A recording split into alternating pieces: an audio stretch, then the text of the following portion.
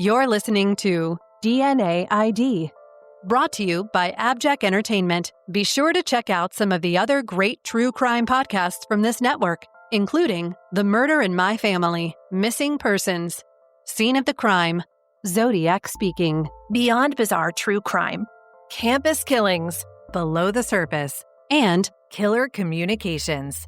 All of these podcasts are available for you to binge on right now, wherever you listen to podcasts. Subscribe where you're listening to this podcast so you don't miss an episode.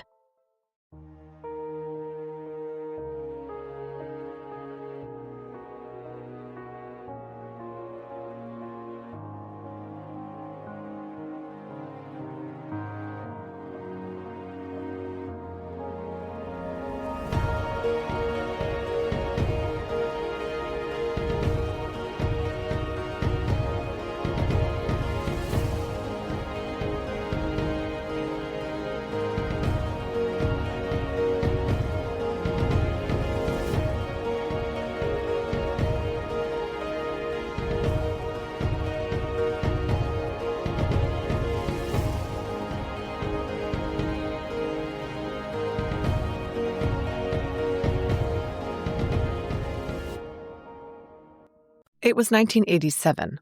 On October 22nd at around 9:20 a.m., Ted S. was driving to work at the Broward County School in Fort Lauderdale, Florida. As he drove along Flamingo Road in Davie, his eye caught a glimpse of something very out of place in the canal on the west side of the road. Ted drove to the nearest Fire Station 2, located at 3600 Flamingo Road. He walked in and got the attention of one of the firefighters. Ted said, "There's a body floating in the canal." "Okay, where?" he was asked. 3000 block, he said. At 9:25 a.m., Fire Lieutenant P. Lloyd radioed fire control to notify Davie PD and EMS to send people out to the canal. Davie Police Patrol Officer Wesley Griffin was dispatched to the scene, arriving at 9:38. He immediately saw what Ted was talking about. "Let me explain this canal. It runs parallel to the roadway, its verdant, grassy banks in stark contrast to the almost black, still water. And in the brackish standing water was an almost ethereal-looking body, arms floating up over her head, completely still, the whole thing surrounded by what looked like a diaphanous pink cloud. It was a white woman floating face down 3 feet from the east bank. The pink cloud was a very large, clear, pink plastic bag." Officer Griffin requested detectives to report to the scene. EMS and firefighters from Station 2, just blocks away, arrived quickly as well. Davie Police Detective Dennis Morkarski and PSA M. Van Heusen were on the scene within minutes. It was immediately apparent that the woman in the canal had not just drowned in some kind of accident. The top half of her body was covered with a transparent pink plastic bag, which was filled with water. The bottom half, the visible one, was nude. Her vaginal area had been lacerated and cut so deeply that her bowels were visible through the perforation. Detective Morkarski secured the scene. At 10:18 a.m., Broward Sheriff's Office Forensics Division Detective George Miller arrived to commence an investigation of the scene. Davie Detective Linda Deckinger was present as well. Detective Morkarski filled them in on the body being discovered by a passing motorist and that Detective Morkarski had secured the scene, but nothing else had yet been done, and the victim had not been identified. After observing the body in the water, Detective Miller surveyed the landscape and made some important observations. Only a metal guardrail separated 2-lane Flamingo Road from the canal bank. There was no shoulder on which to pull a vehicle off the roadway on either side of Flamingo Road. On the canal side of the guardrail, the bank was 3 to 4 feet wide and descended from the rail in a sharp drop-off into the canal water. Inspection of the bank on the east side of the canal showed no indication of the body having been rolled or slid down the bank into the water. Detective Miller concluded it was most likely the body was thrown into the canal from the edge of the roadway, probably from a car that was stopped in the road. Detective Miller took special note of the location of the body and reported that there appeared to be no current in the canal because the body did not drift at all from its location after the area had been staked off. Further, the plastic bag, not secured around the victim, had filled with water and was a dead weight that, given the absence of a current, anchored the victim where she was found floating. A search of the area revealed no other evidence that appeared to be related to the crime. Detective Miller photographed the scene and arranged for aerial photos to be taken as well. After this was all done, The medical examiner's office was contacted by radio and instructed Dennis Harrison of Professional Body to pull the body from the water. When the waterlogged body was lodged canal side, it was not removed from the pink bag over her upper half so as to preserve evidence, but the water was carefully drained out.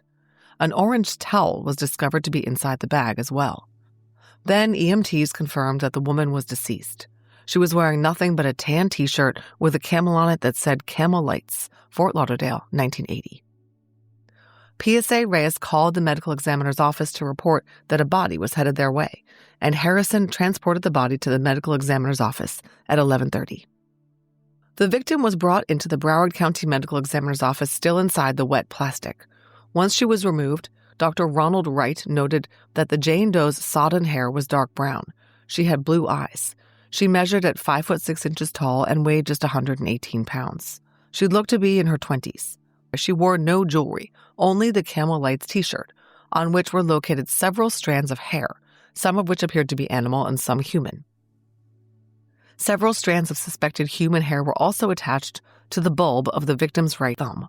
These were all collected. Then her t-shirt was removed and Detective Miller, who was observing and documenting the autopsy, took color photographs. The victim had an abrasion on her left hip, measuring 4.5 by 3 inches. She had multiple abrasions over her mid-back. These were minor injuries compared to the remainder. She had been struck twice on the left side of the head, resulting in 2 lacerations of greater than 1 inch and underlying contusions. And she had been cut with 3 incised wounds in the pelvic area, 1 in the rectum and 2 in the vagina, with the cuts extending up into the vaginal area. Dr. Wright found no evidence of hemorrhage associated with this mutilation, indicating that the cuts were inflicted post-mortem, thank God. The knife was believed to be a single-edged, thin blade, 3 to 4 inches long. The cause of death was asphyxia and the manner of death, homicide. Maddeningly, the report I received does not indicate why asphyxia was named as cause of death. The report specifically states there were no signs of damage to the neck structure and no ligature marks. And Dr. Wright estimated that the victim had been dead plus or minus 36 hours. But I was told that the pink bag-encased victim was significantly decomposed when she was found. It's hot in Florida, but even so, 36 hours does not seem to be a sufficient amount of time for a body to become significantly decomposed. Investigators feel that the victim had been dead for longer than that time by the time she was found. Despite the decomp, the deceased woman still had identifiable fingerprints. Detective Miller collected a set of 10 prints from her in case her prints were on file and they could possibly identify her. Dr. Wright also collected blood and hair samples from the victim. He noted that her fingernails were clean and neatly manicured and that she had recently eaten a large meal. Collected into evidence at the conclusion of the autopsy were the t-shirt, the orange towel, blood and head and pubic hair standards from the victim, loose hairs on her body, and the hairs on her thumb. These hairs were submitted to the Broward County Sheriff's Office lab. The loose hairs proved to be microscopically similar to the victim's own hair standards. The hairs on her thumb were human, from an undetermined body region, and lacked sufficient microscopic characteristics for comparison. Detective Miller also collected the pink plastic bag and submitted it for latent print processing. Blood tests revealed that the victim had no drugs in her system, but her BAC was 0.05. Detective Miller submitted the fingerprints taken from the deceased woman to the classification section of the Broward County Sheriff's Office, where fingerprint analyst Doreen Concannon identified them as matching the fingerprints belonging to a Marilyn Decker. Guys, in this very cold and dreary winter of 2026, we're all looking for mood boosters. What better way to lift yourself out of the doldrums and improve your daily life than working on bettering yourself? And that's where Masterclass comes in. You know I'm a big fan of all Masterclass's offerings. It feels really good to take time to absorb the wisdom and positive energy so many Masterclass instructors share with their members. Classes that I'm enjoying right now include the series taught by Matthew Walker, a neuroscientist and professor whose passion is sleep science. I can't take his class at UC Berkeley, but I can take his Masterclass and benefit from his teachings about using science to help me improve my sleep. Another class I feel is crucial is the cyber defense class taught by experts in cybersecurity. Their series is teaching me how to outsmart hackers and protect my and my family's identities and financial security. In this day and age, that is invaluable. I use Masterclass, and you should too. With Masterclass, you can learn from the best to become your best. With plans starting at $10 a month, billed annually, you get unlimited access to over 200 classes taught by the world's best business leaders, writers, chefs, and more. You can learn wherever you are, on your phone, laptop, even on your TV. Masterclass goes with you. And there's no risk. Every new membership comes with a 30-day money-back guarantee. Right now, our listeners get an additional 15% off any annual membership at masterclass.com/DNAID. That's 15% off at masterclass.com/DNAID. masterclass.com/DNAID.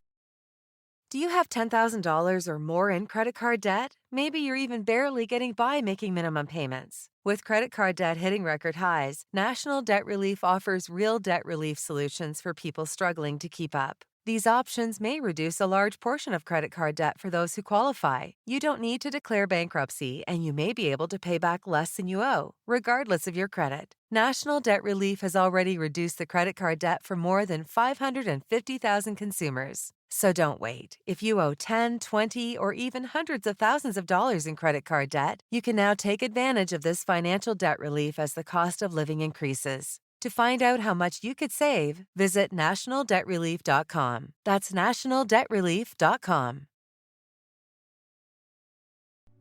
Marilyn Ann Decker was born on August 15, 1959, in Stoneham, Massachusetts, to parents Jean, Gene, and Jean, Jean Decker. I'm sure that caused a lot of hilarity. Her older sisters were Gail and Laura. Marilyn attended private Catholic schools in Massachusetts and was described as a tomboy who was not afraid to stand up for herself. The Decker family moved to Florida in 1972, and the Jeans divorced in 1975. 16-year-old Marilyn opted to live with her paternal Jean, although detectives' notes indicate that her father, a former Marine, was quite strict. Marilyn attended Stranahan High School in Fort Lauderdale. Her family told detectives that she started running with the wrong crowd, but she graduated and started working various jobs like waitressing. But Marilyn was not able to hold down a job for more than 6 months, and her father later said she began using drugs and becoming unreliable and unpredictable. She had one felony drug-related arrest for possession of marijuana in 1981 and several misdemeanor offenses. 6 years later, at age 28, she became a murder victim, discarded like trash in a Davie canal. Marilyn was identified on October 23rd. Detective Morkarski went to the family home in Fort Lauderdale and notified her father, Gene Decker, of his daughter's demise. Apparently, Gene had known about some of the arrests and the drug problem, but he did not share this with his other daughters. They knew Marilyn had her troubles, but they didn't know how bad things were until she was killed. Her sister Gail told the South Florida Sun-Sentinel, quote, "Before she died, every Friday night she would call me with another problem. And it wasn't a little problem. It was a big problem. I would tell her, just keep your nose clean. We didn't know that she was out on the streets doing what she was doing," end quote. Let's talk about the location where Marilyn was found. Flamingo Road was described as a well-traveled north-south roadway through western Davie and Broward counties. At the time, Flamingo Road consisted of just one northbound lane and one southbound lane. The body was found in the canal 2.5 miles south of State Road 84, at the time a major east-west roadway with a 12-mile-long segment in Broward County that's now primarily a service road for Interstate 595. The canal was on the west side of Flamingo Road. It was about 30 to 35 feet wide, and the water temperature when Marilyn was found was 80 degrees. A large orange grove affiliated with Everglades botanical citrus growers sat west of the canal. That area exhibited no fresh tracks or other disturbed areas of ground, which were noted to be used consistently by tractors and trucks driven by grove workers. All the investigators at the scene concluded the same thing. Marilyn had been killed elsewhere. The canal was the quickest disposal site available to her killer, who had probably stuffed her in the pink bag, thrown her in his car, and driven her out to Flamingo Road to ditch the evidence. He would have had to pull over in the roadway to conduct a hasty disposal. The whole thing was almost certainly done at night, when the area would have been deserted. Davie PD CID led the investigation into Marilyn's murder, with significant involvement from Detective Miller of the Broward County Sheriff's Office. They started by getting the physical evidence submitted for testing. The plastic bag Marilyn had been encased in was subjected to superglue fuming, but no usable prints were obtained from the bag. The investigators spent a lot of time attempting to track down the source of this large pink plastic bag. It was described to me as a large industrial bag, size about 3 feet by 7 feet, that might be used for packaging and shipping larger items. The bag was found to bear a manufacturer's mark, the word Clairson. This logo led investigators to manufacturer Clairson International in Ocala, Florida. A Clairson employee was able to tell them that the bag had recently been manufactured, filled with white styrofoam packing peanuts, and distributed in South Florida. 50 bags were shipped to Brain Power Inc. in Miami on September 22, and 150 bags were sent to a distributor called AbJack, which in turn had sent the bags to 8 businesses throughout Miami. Detective Gerald Todoroff went about the extremely tedious process of contacting each of these companies and trying to determine what they had done with their pink bags of packing peanuts. For example, Withers Moving and Storage had disposed of the bags after removing and using the packing peanuts. They threw the bags in the dumpster behind their business on Northwest 74th Avenue. The same was true of Brain Power Inc. They used the peanuts as packing material and hucked the empty bags into the dumpster. Detective Todoroff gathered a massive list of all employees of all 8 of these businesses, but wrote in his report, quote, "After scrutinizing the employee list and taking into consideration the sheer amount of employees of these companies, this lead was terminated," end quote. In other words, there was just no way to question everyone who might have had access to these bags, and the reality was anyone might have been able to pull a bag out of a dumpster or obtain one some other way. There was no way to track down each of the 200 bags spread around Miami. Then there was the orange bath towel. The brownish-orange towel found inside the bag with Marilyn's body was sent to the Broward County Sheriff's Office crime lab and tested for semen and blood. Blood was detected on the towel, but semen was not. The blood was consistent with Marilyn's own. The towel still had a manufacturing tag which indicated it came from Dominion Textiles in Toronto. Detective Deckinger spoke with the merchandising manager at Dominion, who informed her that the towel in question was made exclusively for Canadian Pacific hotels located in Canada. The towel was not sold in the United States, and the Canadian hotel chain was the largest in Canada. This lead was abandoned when the detectives concluded that given the size of the hotel chain, there was simply no way to trace the origin of the towel. How it made its way to South Florida remained a mystery. Having no success with the physical evidence, detectives started to dig into Marilyn's life, fleshing out the victimology to try to figure out who killed her. Marilyn was last known to be living at her father's home at 1432 Southwest 49th Avenue in Fort Lauderdale, but it had been a while since she'd actually stayed there. After high school, as I mentioned earlier, Marilyn struggled with a drug habit and was unable to maintain long-term employment. She bounced around from job to job and was in and out of treatment for her addiction. But in early 1987, Marilyn seemed like she was trying to straighten her life out. She adored animals, and when she landed a job at a veterinary clinic, I imagine she was thrilled. She worked a second job at a convenience store. But then things took a turn. Marilyn's addiction really took hold, and she was caught stealing syringes from work. They didn't fire her, but she ended up quitting the veterinary job on July 9, 1987. That was the beginning of the end. A report by Detective Todoroff says, quote, "Efforts to locate recent close friends and significant persons in Marilyn's life met with negative results. There is no indication that she was maintaining any type of close relationships with anyone during this time in her life," end quote. After she left the veterinary job, Marilyn became increasingly isolated from her family, even though she was technically still living at her father's house. Her father told the investigators Marilyn became belligerent toward him, began staying out all night, and escalated her narcotics intake. And she took up sex work to feed her crack habit. Jean staged interventions and tried to get help for the young woman, but when these efforts were unsuccessful, her frustrated father finally asked her to leave his home in September of 1987. Police reviewed Marilyn's multiple arrest records and records of police contact to try to learn her habits and associates. She had been arrested in Fort Lauderdale for solicitation of prostitution in 1986 and had previous arrests for burglary, auto theft, larceny, and fraud.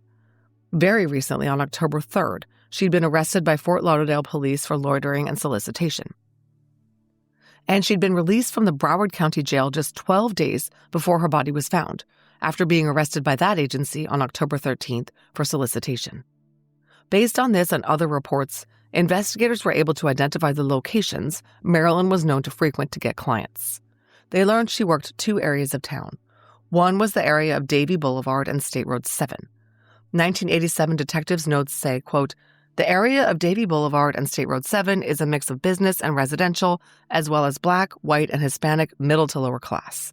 Narcotics dealers sell out of residences and businesses, as well as some street activity. Street-level prostitution is based out of a laundry room on the corner of Davie Boulevard, 2 blocks east of State Road 7. The prostitutes also walk the residential streets in a 4-block radius surrounding the laundry room. Potential customers cruise the residential streets in their vehicles, stopping the girls and propositioning same," end quote. The notes indicate that the sex workers were often paid in drugs, an arrangement that was apparently satisfactory to all participants. The other area of town that Marilyn worked was Broward Boulevard and Northwest 35th Street. Again from the report, quote, "The Broward Boulevard location is mostly Black residents and businesses. There are also numerous adult nightclubs and bookstores," end quote. It was in this location that Marilyn's last known arrest occurred on November 12, 1987. She was cited for loitering and for prostitution. During this law enforcement contact, Marilyn admitted she was addicted to crack and that she wanted help kicking her crack habit. I said a moment ago that Marilyn had not been staying at her father's house of late. Investigators learned that she was crashing at various flop houses and unknown locations in the Davie Boulevard area. Detectives went to these areas of town and inquired about Marilyn. Many of the sex workers knew her and were able to share information.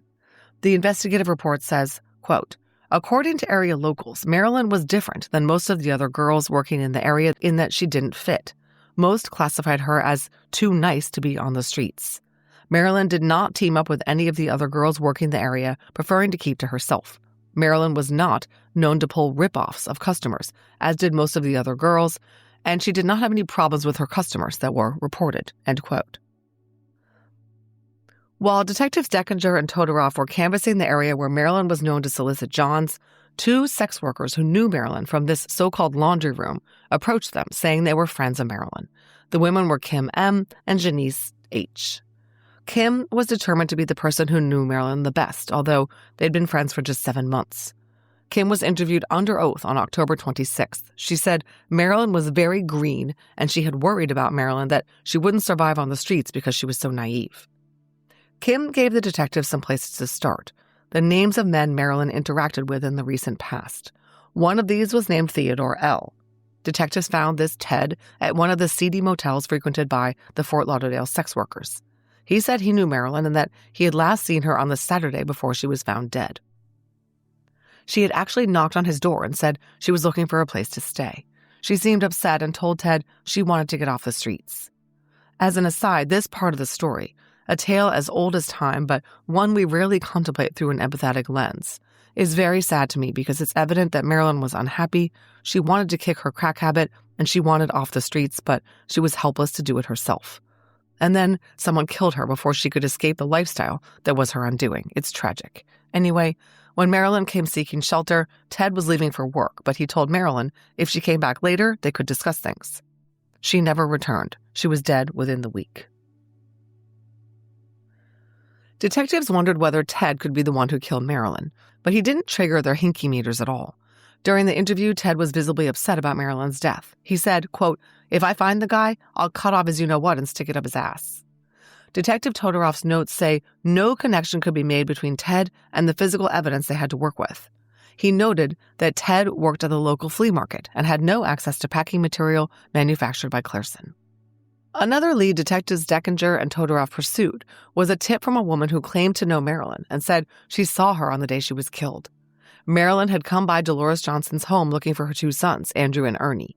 Ernie was apparently sort of the predominant crack dealer who supplied Marilyn and the other sex workers with their drug of choice.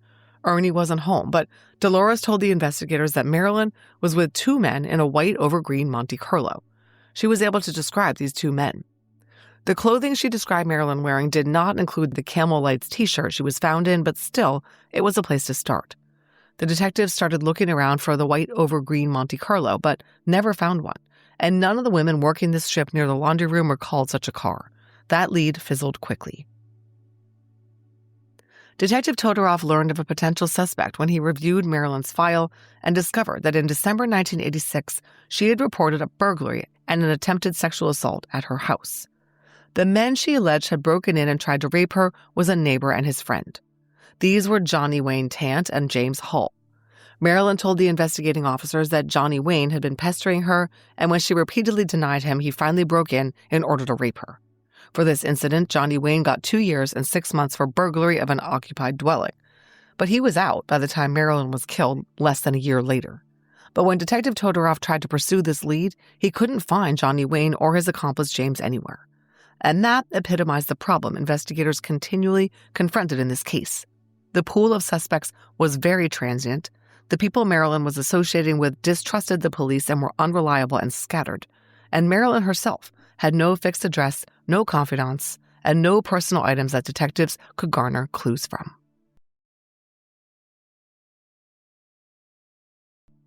On November 20th, Detective Todorov received a report that Kim M. had reported to Fort Lauderdale police a sexual battery committed against her by 2 men, Francisco Baez and Victor Campagna. Kim said in her report that police should consider these 2 men as suspects in Marilyn's murder. This was because she claimed Baez, known as Poncho, had beaten her and made a statement to the effect of, "You might end up like that other girl." They also cut off her clothing and threatened to cut her up with a large buck knife, which could have been the knife used on Marilyn. Poncho hit Kim hard with his large belt buckle, which could have been what caused the lacerations on Marilyn's head. All of this happened in a vehicle parked on Flamingo Road, where Marilyn was dumped. Detective Morkarski interviewed Poncho and Campagna, but they denied killing Marilyn, and the detective came away feeling that they were not involved in her murder. I don't know why. The state's attorney dropped the charges for the rape of Kim, and Poncho and Campagna faded from the investigators' focus. Okay, let's get into some very strong suspects. Kim M. and Janice H., the 2 friends of Marilyn's who also worked the streets, named someone called Bob as a guy they were afraid of after some very negative interactions with him. They said he was weird, someone who became a different person when he was drunk, and he was prone to violence. In fact, in one incident, very soon after Marilyn's murder, Bob had become enraged about something, grabbed Janice by the hair, and yelled, "I killed Marilyn, and I'll kill you too." At Bob's trailer where he lived, Janice said, she saw some shoes she recognized as the pink jelly sandals Marilyn wore. Remember, Marilyn was found shoeless. At her autopsy, plaster casts had been made of her feet in case shoes were found in possession of a suspect. The report says, quote, when Janice commented on the shoes, Bob became very upset, screaming and yelling, "I killed Marilyn." Bob then began babbling about killing and then stated, don't hurt me, mommy." Bob then fell on the floor sobbing, end quote. He began battering Janice, and she ran out and hitchhiked back to Davie Boulevard. Bob found her on the street there and tried unsuccessfully to run her over with his truck. Janice had one more piece of information. When she was in Bob's truck, she said she saw a butcher knife and a white nylon jacket that she recognized as being Marilyn's. This next part is a little shocking given how violent Kim and Janice were alleging Bob was. The Davie investigators asked the 2 to wear wires and go to Bob's trailer to see if they could get him to talk about the murder. This endeavor was kind of a fail. When they got there, Bob was already with 2 other sex workers they knew. Attempts to bring up the murder were shot down by Bob, who was not interested in talking about it. So they left, but Janice grabbed the white jacket out of Bob's truck as she passed by and handed it over to detectives. Bob turned out to be a man named Robert S. Davie detectives obtained a search warrant based on the information imparted by Janice and Kim. The search warrant called Robert a suspect in Marilyn's murder. On Thursday, October 27th, just 5 days after Marilyn was found deceased, Detective Todorov executed the search warrant at Bob's home at 3701 Southwest 31st Court, Fort Lauderdale. He was assisted by Detective George Miller of the Broward County Sheriff's Office Forensic Services Unit. They searched the home, 2 vehicles, and an El Dorado travel trailer. In the travel trailer, several items of clothing with suspected blood on them were found, along with several hairs that were not Robert's. While applying for the search warrant, detectives had discovered that Robert had an outstanding capias for a traffic-related offense, so they arrested him and took him to Davie PD. There they questioned him extensively about Marilyn's murder, confronting him with the inculpatory statements Kim and Janice claimed he had made. He denied having anything to do with it, and he passed a polygraph. Multiple sets of latent prints lifted from his trailer and vehicles did not match to Marilyn, and Marilyn's father did not recognize the white nylon jacket Janice thought was hers. No pink jelly shoes were found at the house either. Detective Todorov's report says, quote, "The warrant search revealed no specific evidence related to the Decker homicide." They let Robert go. On October 27th, Detective Todorov received a call from the Broward County Jail informing him that an inmate claimed to have information about Marilyn's murder. This was Richard P. Detective Todorov and Detective Deckinger went to the jail for a chat with this guy. When they sat down with Richard, he surprised them by saying that he knew Marilyn well, they were very close, and he had even dated her for a while. He claimed to have given her a gold necklace that she always wore. Remember, no jewelry was found on her. He said he met Marilyn in the State Road 7/Davie Boulevard area, and that's where he last saw her. Detectives, after hearing what he had to say, concluded that Richard was the last person to have seen Marilyn alive. He claimed to have seen her walking north on State Road 7 toward Broward Boulevard at 3:30 p.m. on Monday, October 19th, 3 days before she was found in the canal. He pulled over and asked her if she wanted to drive down to Miami with him, but she said she needed to go make some money. Richard seemed like a good source of information about Marilyn, but detectives quickly learned to side-eye him and take everything he said with a grain of salt. One, of course, he was in jail and had a record, so he clearly had criminal propensities. His probation officer, Sherry McBrayer, told Detective Todorov that Richard P. was not to be trusted. He was a known liar and was also capable of extreme violence. She said as far as he knew, he didn't have a car, so his story about driving to Miami and seeing Marilyn was of suspect veracity. And boy, was the parole officer McBrayer right. As soon as Richard got out of jail a day or so later, he split town. She could not find him, and neither could the detectives. He violated his probation and was in the wind. Last the detectives heard, he was somewhere in North Carolina and had changed his appearance, altering his hair color, growing a goatee and sideburns, and even losing weight. They had to table Richard for the time being. In January of 1988, they still had not found Richard P. Detective Todorov interviewed a woman named Angela B. in the Broward County Jail. She knew Marilyn and told Detective Todorov that she was the one who introduced Marilyn to Richard sometime in mid-1987. Angela said Richard was violent and had tried to strangle her. Richard then moved on to Marilyn, and Marilyn had ripped him off by stealing some cash from him. When he found her, he beat her up pretty good. Once again, police issued a bolo from Richard P., whom Angela said she had seen back in town recently. Angela was not the only one who pointed the finger at Richard P. Marilyn's friend Kim M. told them Marilyn was dating Richard P. shortly before she was found dead, and that Richard was the last person to see her alive. Richard had told her he had last seen Marilyn walking down the road by herself the night before her body was found in the canal. According to Kim, Richard was very abusive toward women, and when they had dated, he had threatened to kill her with a knife. Kim warned Marilyn about Richard and told her he was mentally and physically abusive. But Marilyn had not stayed away from him, and Kim thought he had killed her. Detectives thought that was a real possibility, but they couldn't find Richard P. They eventually moved on. Detective Todorov continued to follow up with other potential suspects Marilyn was rumored to have spent time with. He learned she had possibly been partying and doing cocaine with a Latino man in one of the motels. Kim Miller thought this was a guy named Carlos or possibly another guy named Poco. Detective Todorov contacted the motels these two patronized, the Plantation and the Haven, but was never able to identify them or learn anything new about Marilyn. His efforts continued well into 1988, but Detective Todorov was not able to make an arrest in Marilyn's case. The case stagnated for several months.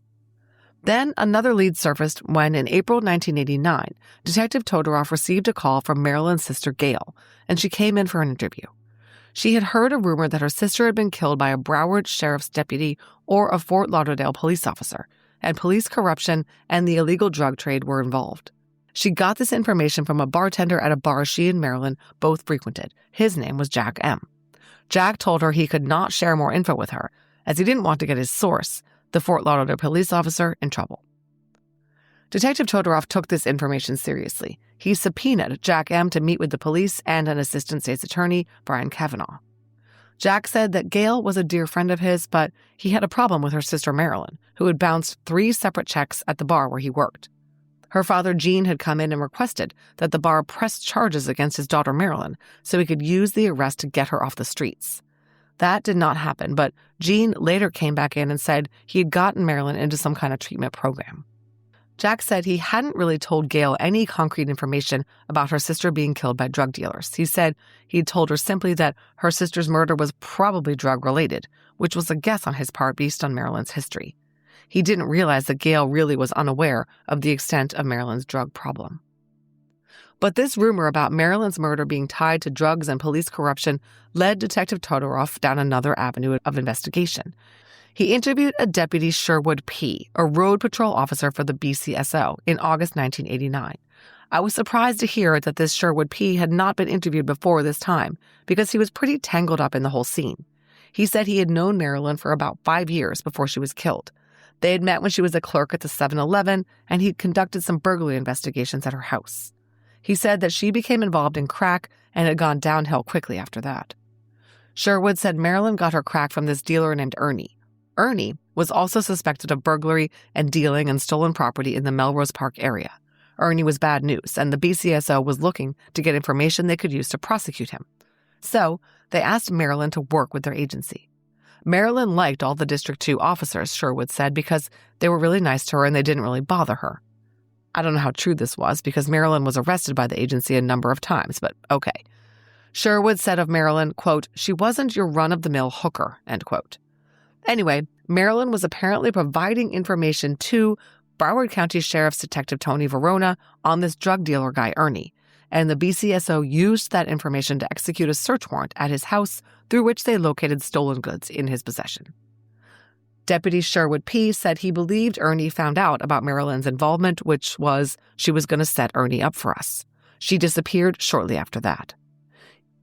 Sherwood told Detective Todorov, quote, "People have come and told me that the guy that committed the crime was Ernie," end quote.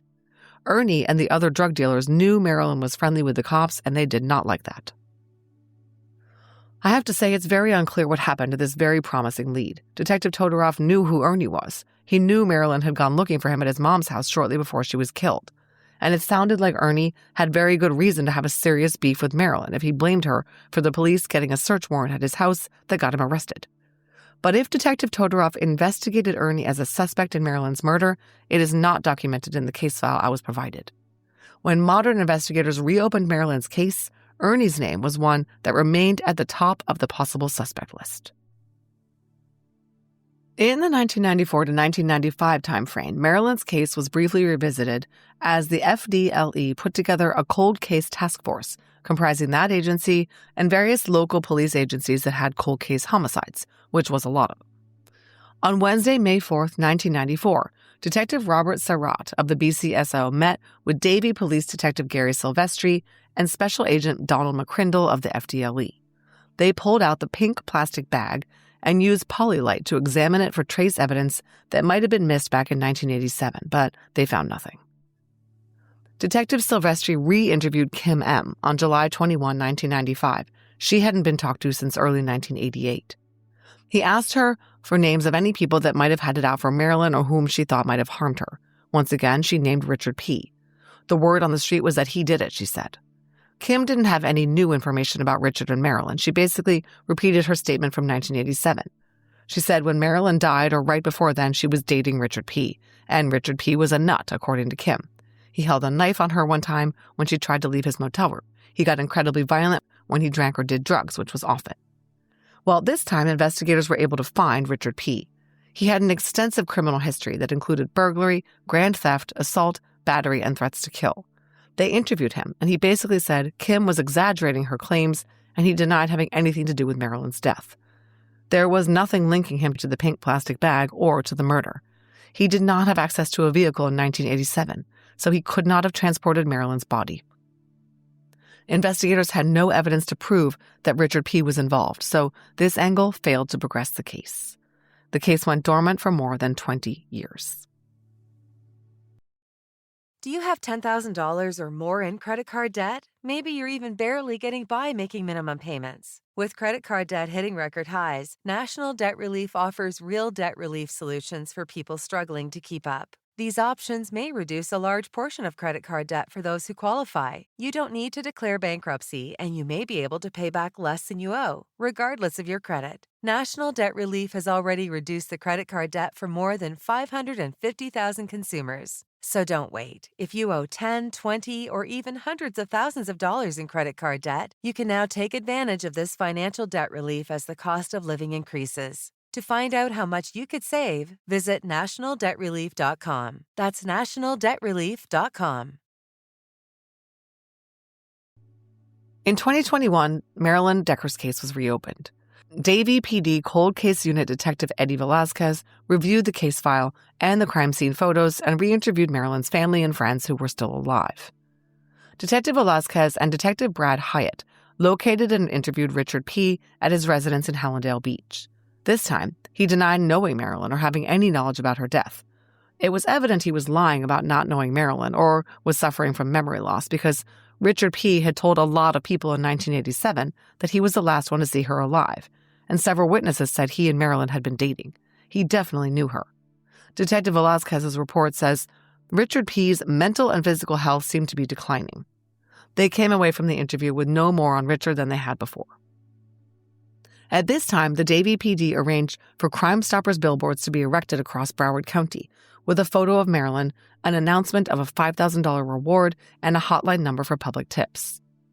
And Detective Velazquez considered the physical evidence that still existed.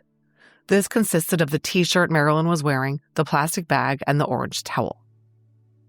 The crime lab processed the T-shirt and towel anew. They collected several hairs, including foreign hairs inconsistent with Marilyn, from the towel and from the inside of the T-shirt. These hairs did not have roots, but by this point it was 2022, and technology had advanced to the point that DNA can be obtained from rootless hair. Upon the recommendation of Parabon genealogist C.C. Moore, who had worked with Davie police on previous cases, it was decided to send the hairs to Estrella Forensics in California. You've heard me talk about Estrella in a number of episodes.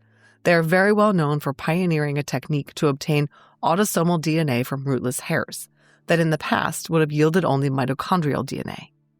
Davie police have a budget that pays for private lab testing in unsolved cases like Marilyn's with DNA, a commitment to solving cases using science no matter the expense that is very commendable.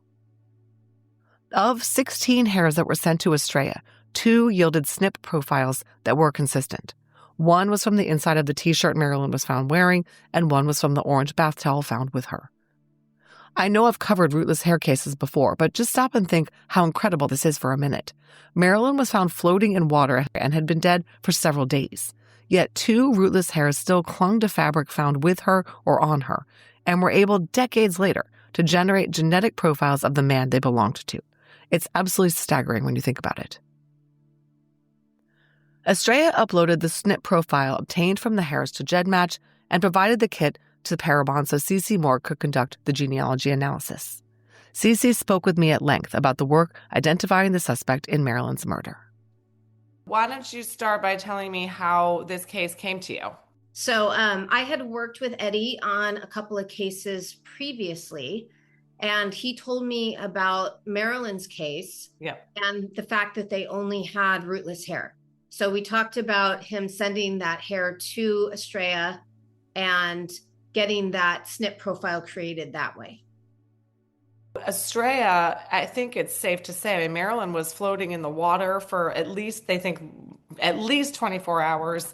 You know, if it were not for these hairs, I don't think that this case would have been solved. I agree. Yeah. I mean, the fact that we can work cases that only have rootless hairs is incredible. And it opens up tens of thousands, if not hundreds of thousands of cases out there that don't think they have DNA evidence, but they actually do, thanks to the brilliant Ed Green from Santa Cruz. I mean, he's just opened up, I don't even know how many more cases, but definitely thousands and thousands of cases will be able to be worked thanks to his innovation. Right. Okay. All right. So the SNP profile was prepared and then it was provided to you. And how did you go about, did you upload to GEDmatch and Family Tree DNA, or what was your first step? So Estrella provided Parabon with the SNP profile in March 2024, and they had already uploaded it to GEDmatch. So they shared us to the GEDmatch profile. So those matches were already there. And then we uploaded to Family Tree DNA and got those results in April 2024.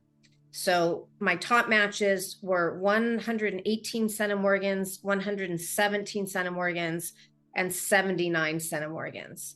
Unfortunately, adoption affected the first two matches. Wow. Oh my gosh. So, I mean, we were able to work it out, but that's always a complication. And as you know, we run into that all the time, where the people in GEDmatch and Family Tree DNA have their own family mysteries they're trying to resolve. So when you say adoption, were there records of this, or was this something you were able to tell simply because the DNA did not align with the family that you were seeing? Well, with the top match, her mitochondrial DNA was Native American, and her direct maternal line was not Native American. It was very clear. So I knew something was off.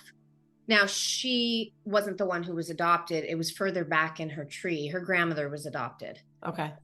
That was important because I hadn't been able to connect to any of her ancestors. There weren't any significant matches that shared DNA with that top match. So I was building down from all of her great and great great grandparents, trying to find a connection to my one genetic network, which was matches 2, 3, and 6. Okay. And so the fact that her grandmother's parents were not who they were through the paper trail was significant, because I had been doing that descendancy research from every branch of her family tree. Because the top match shared so little DNA with the suspect, you had to build out then probably to the third great grandparent level. Does that sound about right?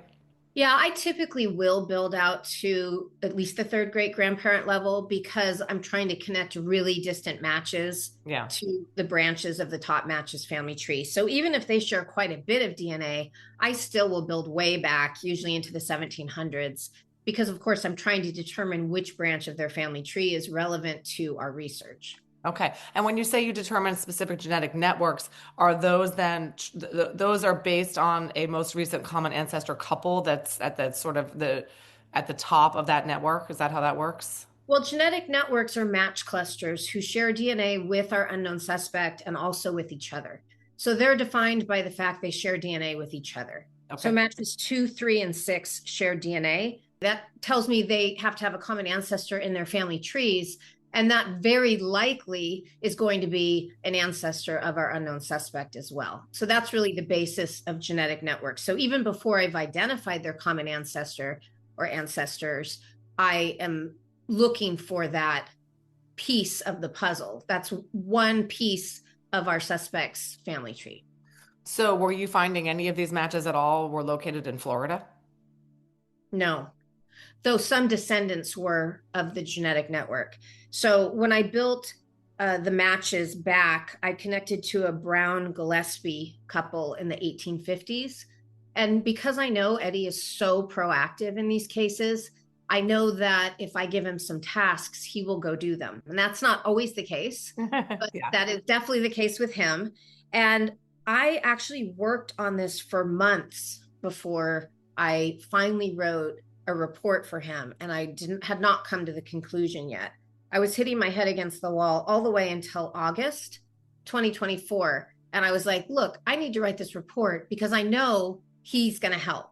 You know, a lot of cases I go away, I do the genetic genealogy, I come back, I hand them a name or two, but I wasn't able to do that in this case. So I had to remind myself to just stop and ask Eddie to do some things to try to push it forward. So once I wrote that report in August, I had some potential target uploaders or testers that I asked him to go talk to. So he did that.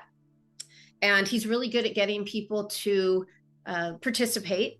Sure. And so those people that I wanted uploaded the DNA to GEDmatch. And unfortunately, they shared way less DNA than I had hoped. Oh, okay. So that told me I had to go further back in the genetic network. So it wasn't my common ancestral couple. It wasn't the Brown Gillespies. It was either going to be on the Brown side or the Gillespie side further back. Wow. The problem with the Gillespie side, well, let me say, I then connected a very distant match to the Gillespie side, I thought, but it wasn't definitive because the Gillespie side stopped in the paper trail for both my genetic networks tree and for this matches tree. So they both stopped at a Gillespie in Xenia, Ohio.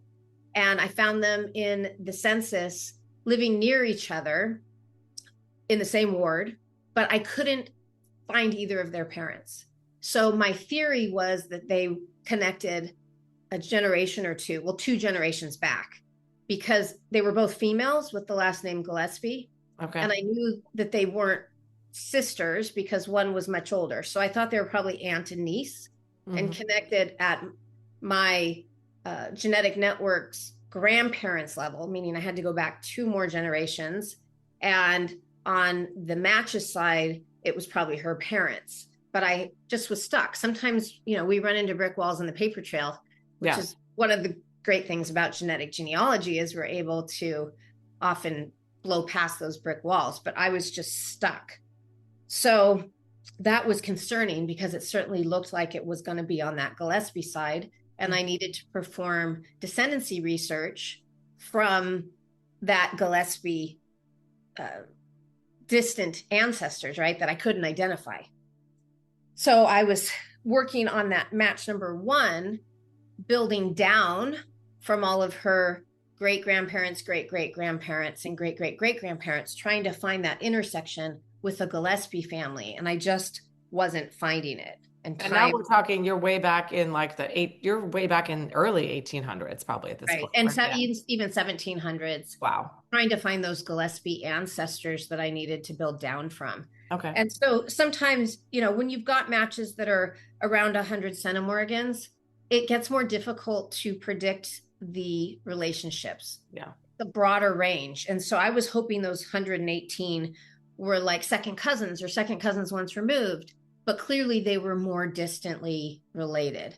And so that made things much more difficult, because of course, the further you get back in the paper trail, the harder it is to not only find what you're looking for, but also to feel really confident about it. Yep. So after working on this for a very long time, I asked let me backtrack and say at Parabon, we work our own cases. There aren't team cases. I assign cases to our various brilliant genetic genealogists, and we work our cases alone. But Misty Gillis had joined our team, and she's actually been looking at some of my cases for me at my request, because sometimes it is good to have a second set of eyes. We all have slightly different skills. Also, when you've been hitting your head against the wall on a case for months and months and months, it's good to get fresh eyes. So I asked her to look at that Gillespie branch and anything else in the case to see if she could find something that I didn't. And you know what? She did.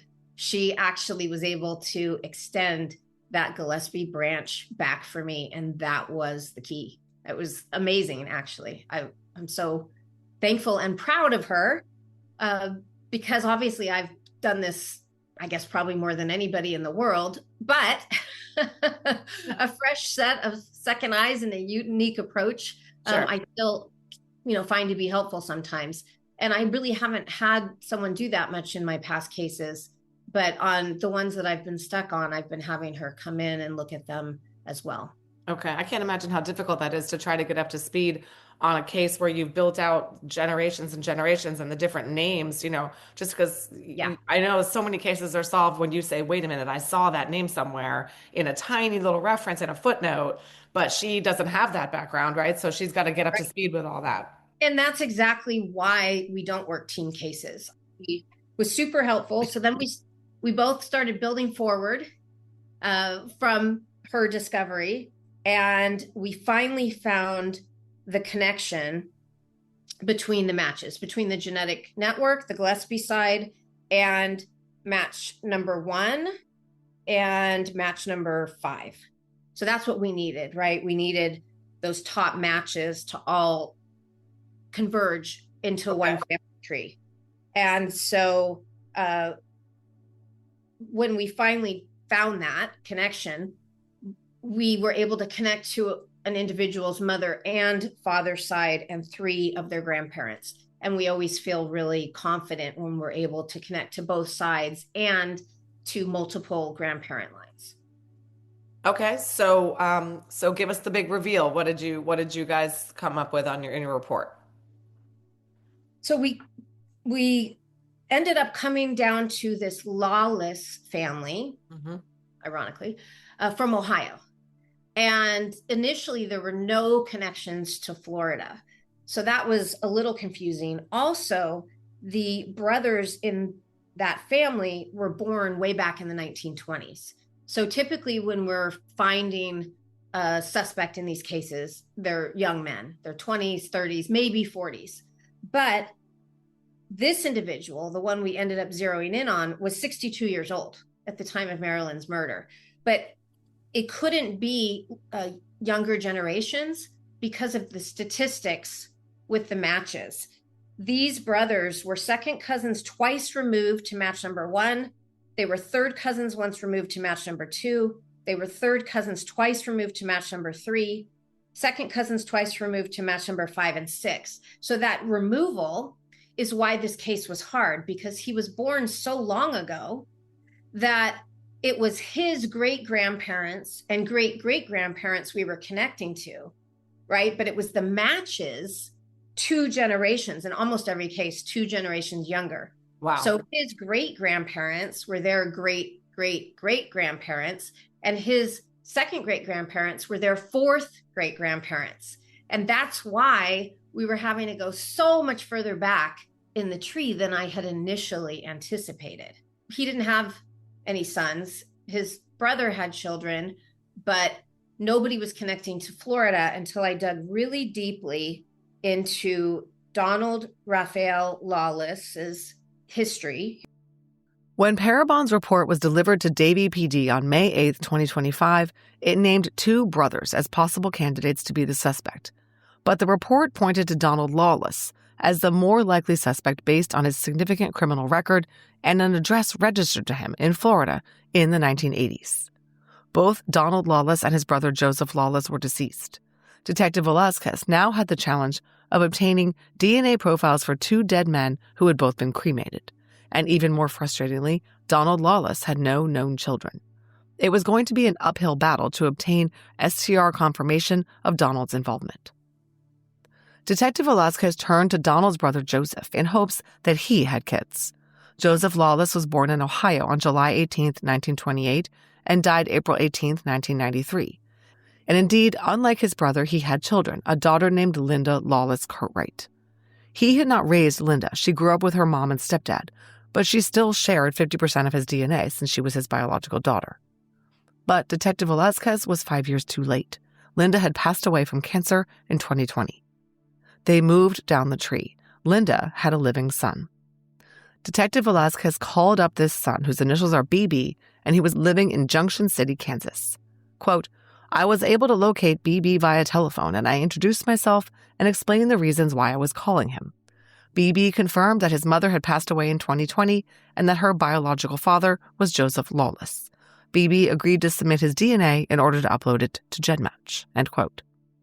Contact was made with Senior Special Agent Crystal Hornseth from the Kansas Bureau of Investigations to assist with the collection of BB's DNA. On May 27, 2025, Agent Hornseth met with BB in the parking lot of the Geary County Office Building on 8th Street in Junction City, Kansas. Special Agent Hornseth collected buccal swabs from Brad and sent them to the Davie Police Department via UPS. Once Detective Velasquez received the swabs, he entered them into evidence and then shipped them to LabCorp in North Carolina. The results were sent to CC Moore. Quote, on June 17, 2025, I was contacted by Chief Genealogist CC Moore. CC advised that she received the results from BB's DNA, which revealed that Donald Lawless was a match to the 2 hairs collected from the inside of Marilyn's shirt and the orange towel, end quote. What Detective Velasquez meant in that report was the amount of DNA BB shared with the suspect in Marilyn's case was consistent with him having a biological great-nephew, great-uncle relationship to the suspect. The testing ruled BB and his grandfather Joseph out and ruled Donald Lawless in. And so the result was consistent with the great-nephew, and the way the lack of X DNA was, well, there were multiple factors then that led to the conclusion there was nobody else that would match the great nephew in the same way as the suspect. So the only great uncle or person of that relationship degree that could fit would be Donald. And so the way that all the matches plus the great nephew's DNA fit, it eliminated the rest of the world. That suspect, unnamed for decades, was now known to be Donald Lawless. Donald Raphael Lawless was born in Ohio on September 2, 1925, to father Raphael M. Lawless and mother Hazel Bainter Lawless. He had one brother, Joseph, and 3 sisters. Lawless's nephew, B.B., told Detective Velazquez the family didn't have anything to do with his uncle. His mother, Linda, was not even close at all with her own father, Donald's brother, Joseph. Donald's mother died in 1929 at age 27 during an influenza epidemic, leaving Raphael a widower with 5 small children, the youngest of whom was only 1 year old. In 1930, U.S. Census data reflects that 5-year-old Donald Lawless was living with his father on East Ehrlich Road in Springfield, Ohio, in his paternal grandmother Bridget's home. Also in the home were Bridget's daughters Marguerite and Helen, and Donald's 4 young siblings, Helen, Joseph, Margie, and Mary. It's worth noting that Donald's father, Raphael, had been imprisoned for forgery in 1920. He forged the signatures on paychecks issued to railroad employees and cashed them. In 1923, he was charged with stealing a car. Later in life, he appeared to get an actual job, working as a presser at Grumbly Cleaners and joining a church. He was also a drunk and domestic abuser, cited in a divorce petition for striking his wife. He was once mentioned in the papers for needing 15 stitches in his head after he hit his wife and she smacked him with an iron. He was charged with drunk and disorderly. He died in 1960. His obituary says his sons Donald and Joseph were both living in Springfield, Ohio at this time. Yeah, it didn't look like he had a very stable upbringing. Right. That was my impression, and that is pretty typical. You know, we see an awful lot of that inherited dysfunction in these cases. In fact, so much so that I often will go down a certain branch of the family tree versus another because I'm seeing that generational dysfunction there. Yeah. And more often than not, that does lead to the suspect in these cases. Donald seemed to take after his father with an extensive criminal record dating from a very young age. He spent several years in prison as a young man, beginning in the mid-1940s. In October 1943, at age 18, he and 2 other young men were arrested for auto theft. They had boosted a car belonging to Leo Knotts in the parking lot of an Urbana theater. Lawless was the one driving when the cops caught up with the crew, and he was held in jail without bail while the grand jury met to consider an indictment, even though he admitted his role in the theft. At the time, Lawless was living at 208 Miami Street. He was indicted on January 10, 1944, and on January 15th was given a 1 to 20-year term in the Mansfield Reformatory, referred to as a reform school. Now, I've got to confess, when I read this in the articles, I thought, can they sentence an 18-year-old to a reform school? Isn't that for juveniles? But the Mansfield Reformatory was actually a prison. Here's a little history from ohiohistory.org. Quote, "The Ohio State Reformatory, also known as the Mansfield Reformatory, opened its doors on September 15, 1886. As the name implies, the reformatory was first imagined as a place for reforming inmates, giving them an opportunity to recreate their lives, becoming productive citizens and better versions of themselves. The prison's population was just 150 men between the ages of 16 and 30 when it initially opened. These first inmates were immediately put to work. With reformation being the goal, however, inmates were also provided with an education.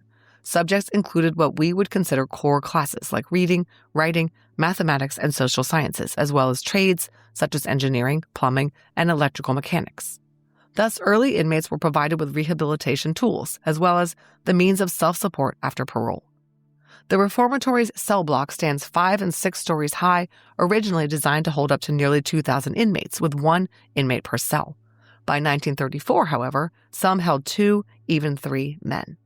And while the reformatory was originally imagined as an intermediate prison, an intermediate step between reform schools and penitentiaries, violence was common, particularly as the prison became overcrowded. Life for the prisoners was anything but ideal. Shivs, shanks, dice, and other contraband were found within the crevices of the prisoners' walls, according to the Ohio State Reformatory's website. One former inmate said, "The reformatory is not a reform school, it's a crime school."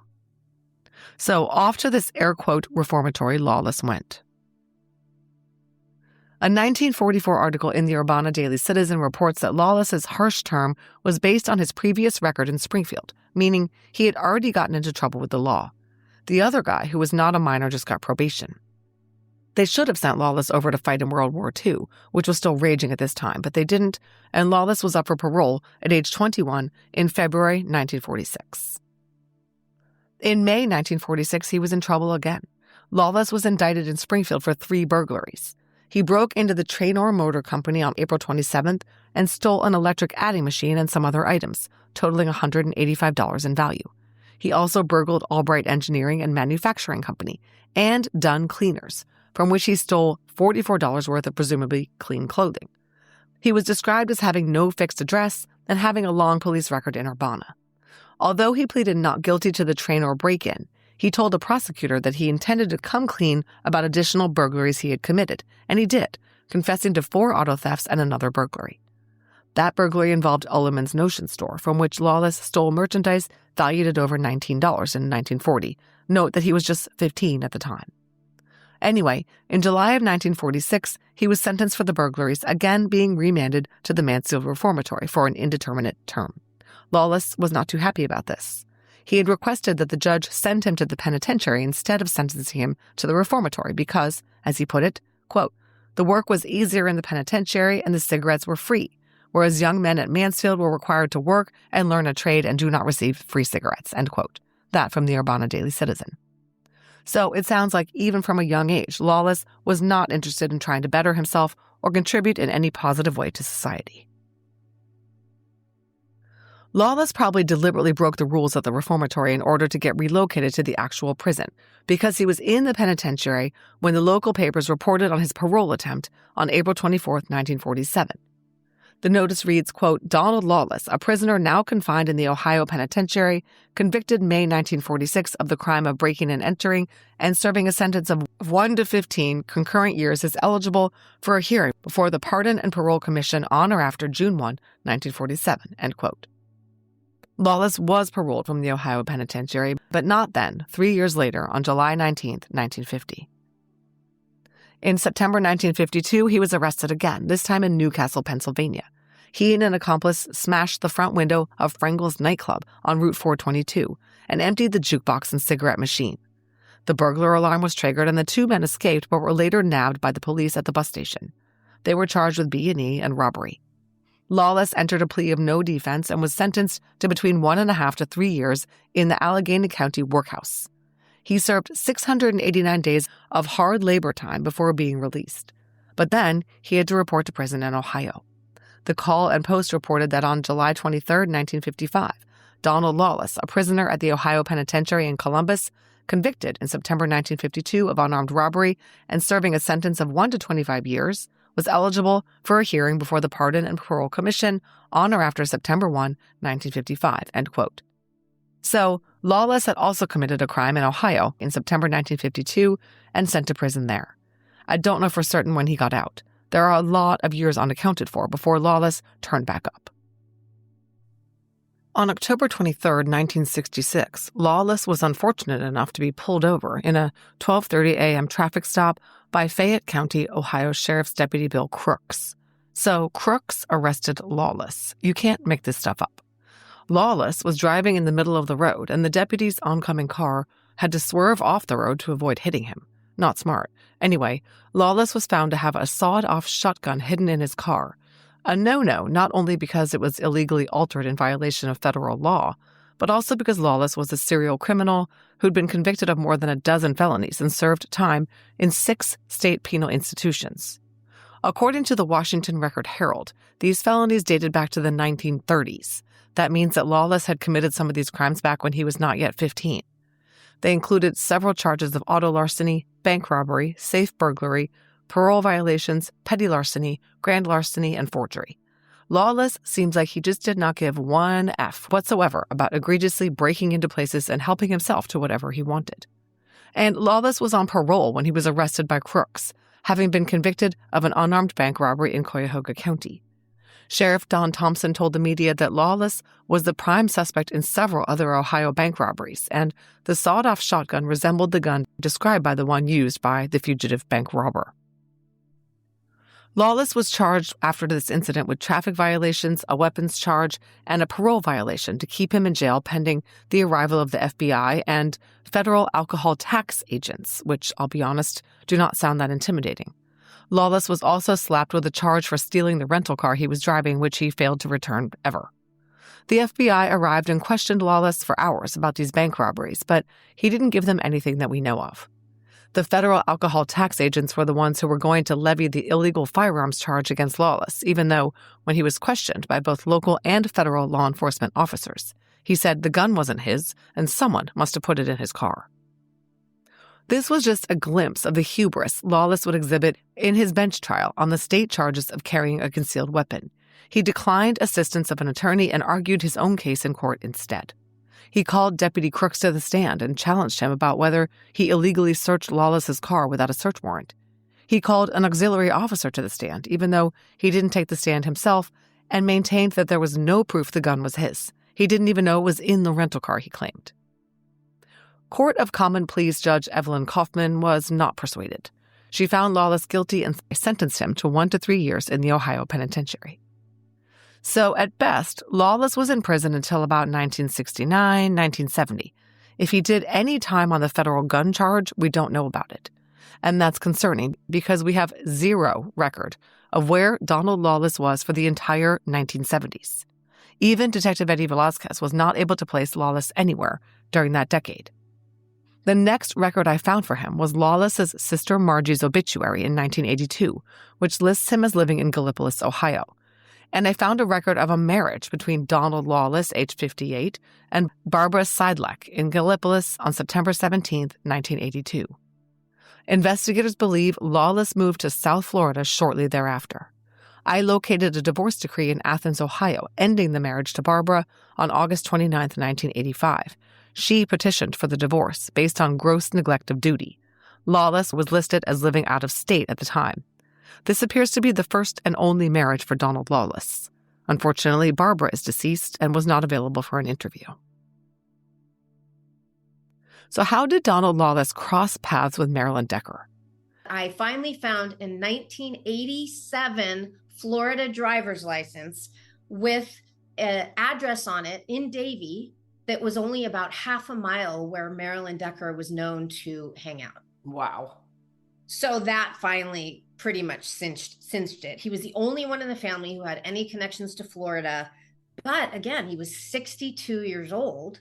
But we connected to both mom and dad's side and 3 grandparents, as I said. So this was a highly confident theory, but just very, very odd to find someone this old who was perpetrating a crime with such incredible violence.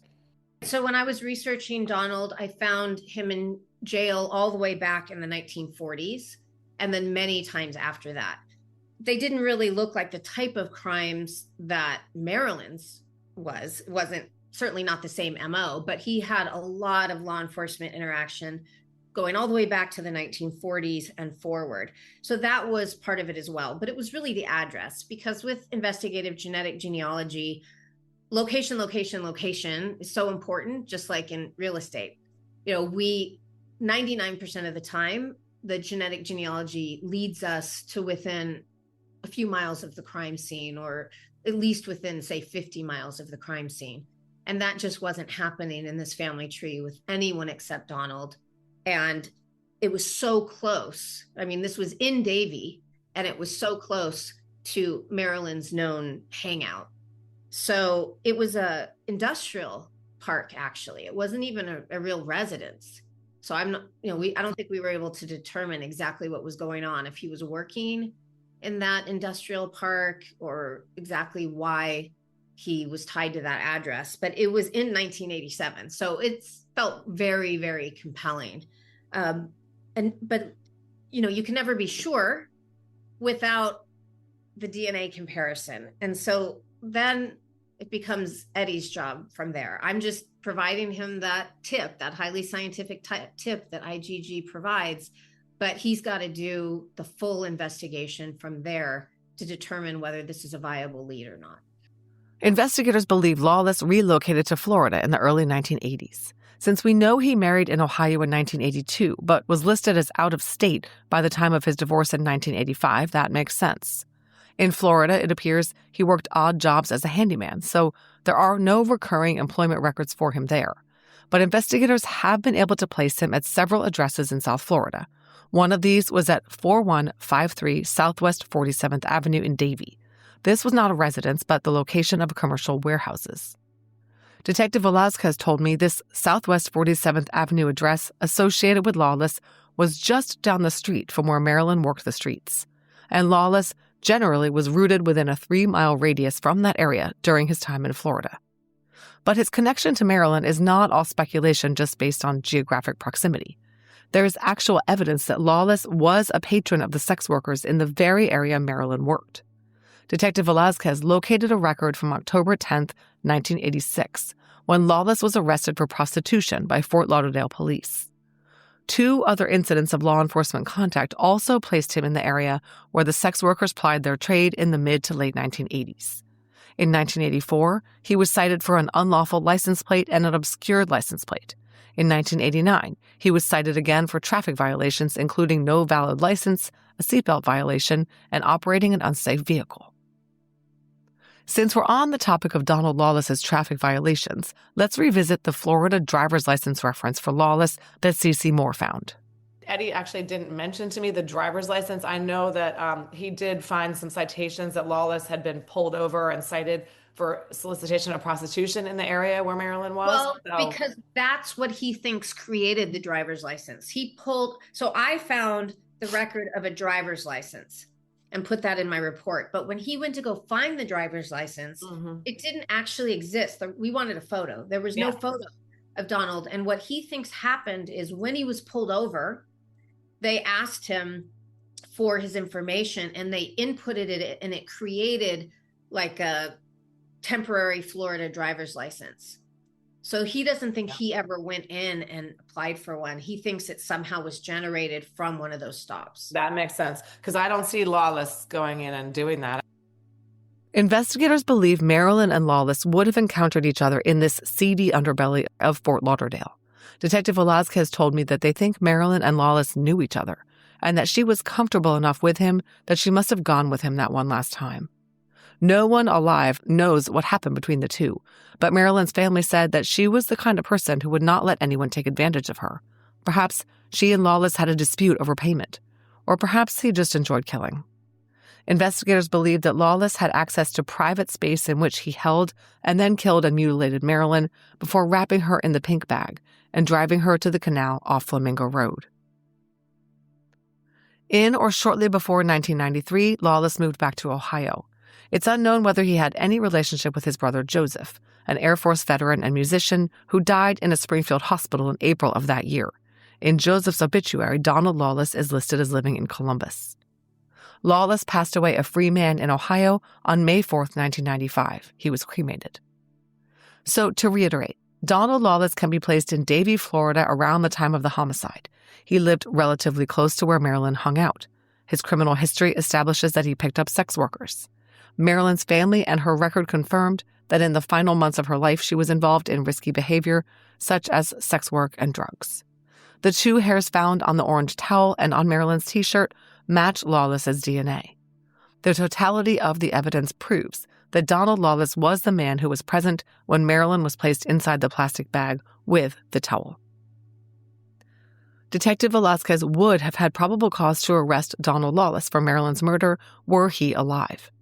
The detective met with ASA Stephen Zakor and reviewed the case, and Zakor issued a letter stating that if Donald Lawless were alive, he would be arrested for the murder of Marilyn Decker. Since he was deceased, the case was closed for death of the offender.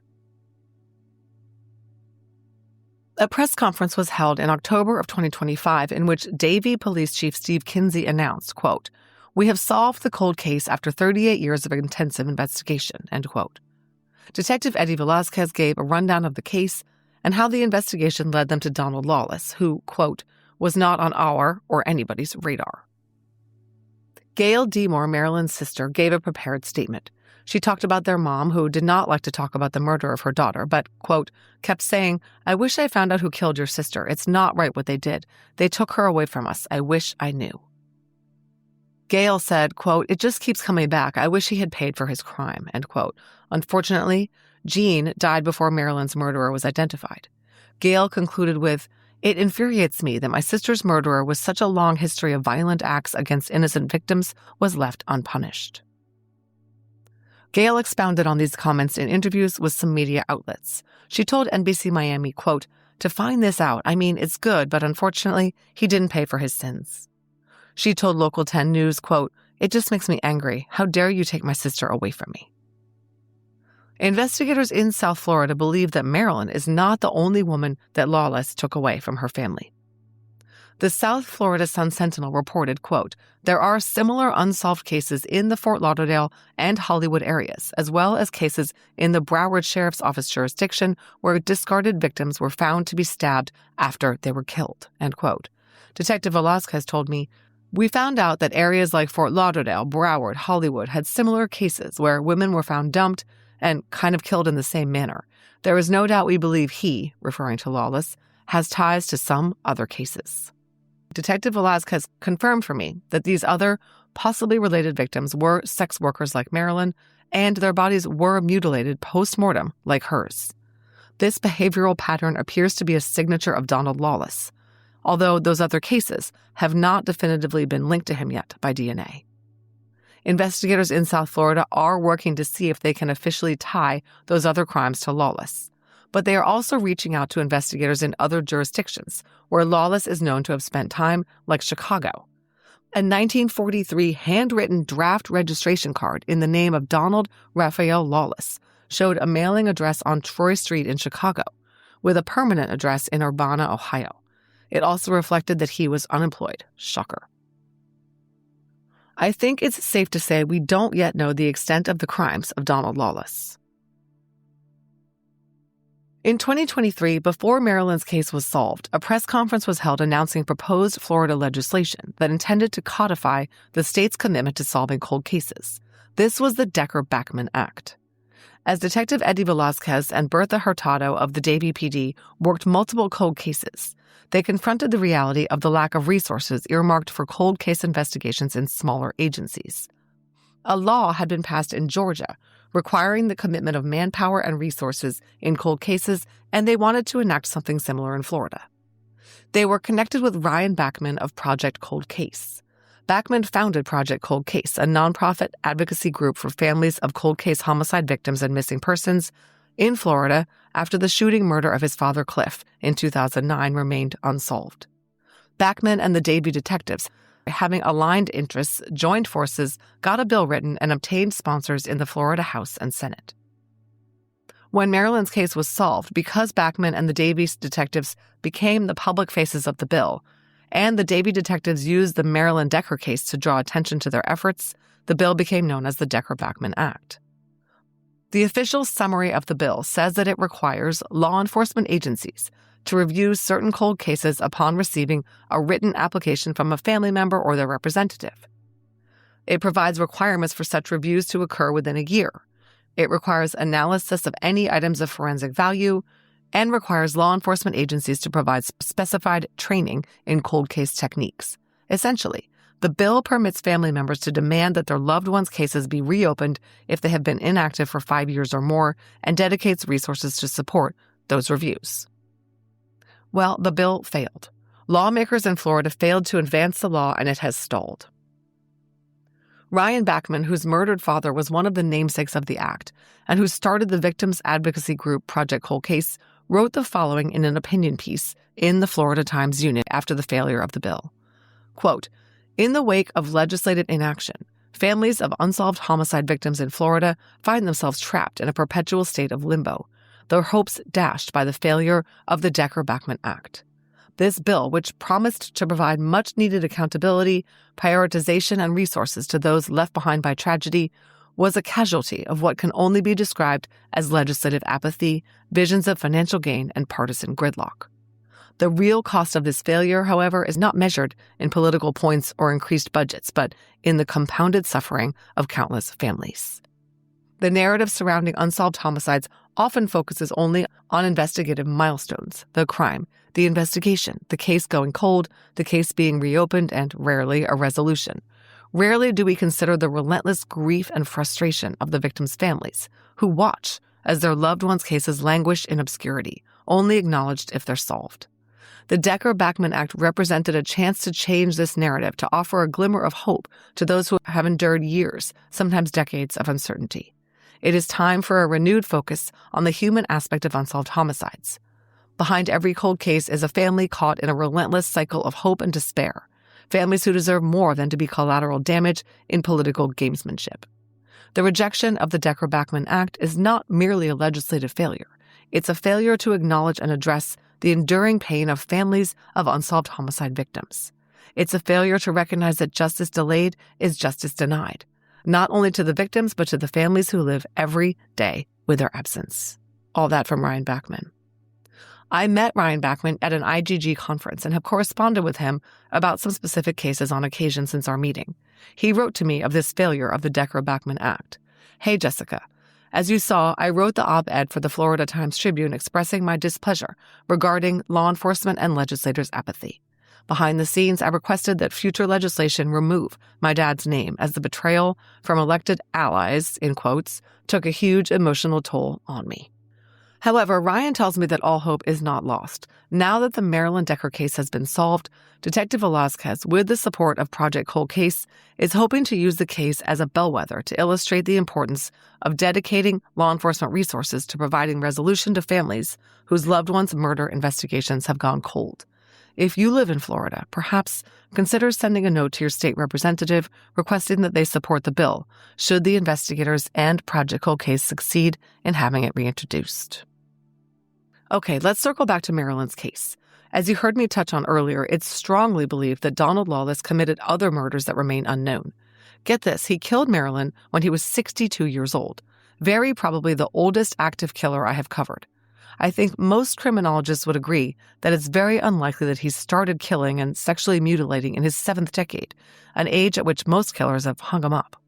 Somebody does not do this for the first time when they're 62 years old. Absolutely not. Come on. This had to be something that he had done before. I can't even imagine somebody doing something like that for the first time. I mean, we don't even see 62-year-olds typically doing this, even if they had a history of it. No. Most of them seem to have stopped by the time they're that age. Yep. It's crazy. Very concerning. I told Eddie, I think he's the oldest killer that I have done in 160 episodes. Oh, I hadn't thought about that. You know, he's probably the oldest killer I've identified through investigative genetic genealogy. Yeah, now that you mention it. We know Lawless was a lifelong hardened criminal incarcerated countless times since the 1940s. As the case closing report states, quote, his criminal path continued throughout the years and was primarily consistent with burglary, auto theft, larceny, fraud, and robbery. Well, none of those convictions were for murders, but of course in the 1940s, 50s, 60s, 70s, and even 80s, murders were much harder to solve, and for all we know, Lawless was killing that entire time. The reality is that we just don't know much of what he was up to, and there are entire decades in which his whereabouts and activities are completely unaccounted for. I'm hoping that science and dedicated cold case investigators like Detective Velazquez will help us fill in some of the blanks. As for Marilyn, her case is especially tragic because she was twice a victim, once of Donald Lawless, but before that, of a devastating drug addiction that left her vulnerable and exposed her to things and people she would not otherwise have come in contact with, people like Donald Lawless. I would venture to say that if it were not for her addiction, Marilyn, who had a loving and supportive family, would not have had anything to do with Lawless. Unfortunately, she became easy prey for his depraved urges, and she paid the ultimate price. After 42 years, Marilyn Decker's case is resolved thanks to IGG. And if you are one of the bad guys, they are coming for you. Thank you so much to Davie Police Cold Case Detective Eddie Velazquez for speaking with me about this case, and of course to Cece Moore for sharing her brilliant work on the genealogy component. This is a reminder that CrimeCon 2026 is coming up at Caesars Palace in Las Vegas at the end of May. Please join me there. There is so much to see and do. And I would love to see you all at my booth on Creators Row. Be sure to use my voucher code DNAID at checkout when purchasing your badge on the CrimeCon website to get 10% off your purchase price. See you in Vegas. Thanks for listening to this episode of DNA ID. Before you leave, please let me tell you about some important things related to the show. If you'd like to support this podcast and in the process, get access to early and ad-free episodes as well as bonus content like crime scene photos, you can sign up for a Patreon subscription for only $5 a month by heading over to patreon.com/DNAID. Of course, you're welcome to contribute more than $5 a month. We rely on Patreon funds to pay for the original source materials I use to research each episode. If Patreon isn't your thing, you can also show your support with an AbJack Insider subscription through Apple Podcasts. It costs just $4.99 a month or $49.99 a year. Your AbJack Insider subscription will give you the same benefits for not only DNA ID, but for all of the shows on the AbJack network, like Killer Communications and Campus Killings. Head over to Apple Podcasts and find the DNA ID page or look for the AbJack network to get started. If you're on social media, we'd love to interact with you there. DNA ID is on every major social media platform. Search your favorite platforms for DNA ID Podcast to find us. We also have a YouTube channel, and our website is dnaidpodcast.com.